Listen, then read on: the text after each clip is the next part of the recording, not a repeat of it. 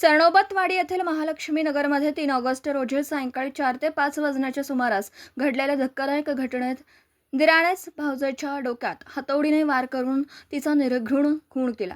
या घटनेनंतर आरोपी फरार झाला असून त्याचा शोध पोलीस घेत आहेत।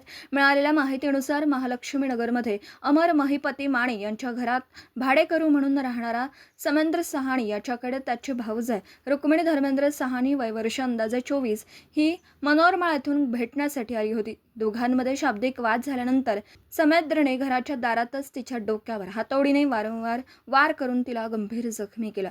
घटनेची माहिती मिळताच गांधीनगर पोलिसांनी तिला तातडीने CPR रुग्णालयात दाखल केला, मात्र डॉक्टरांनी तपासणीअंती तिला मृत घोषित केला। घटनेनंतर आरोपी समेंद्र सहानी फरार झाला असून त्याचा शोध स्थानिक गुन्हे अन्वेषण विभाग आणि गांधीनगर पोलीस घेत आहेत। घटनास्थळी करवीर विभागाचे DYSP अप्पासाहेब पवार, प्रभारी पोलीस निरीक्षक गंगाधर घावटे, सहाय्यक पोलीस निरीक्षक अतुल कदम तसेच गांधीनगर पोलीस ठाण्याच्या पथकाने भेट देऊन पंचनामा केला। आरोपीच्या शोधासाठी विशेष पथकं रवाना करण्यात आली आहेत। या प्रकरणाचा पुढील तपास गांधीनगर पोलीस ठाणे करीत आहे। Bureau report, police times news, Sangli.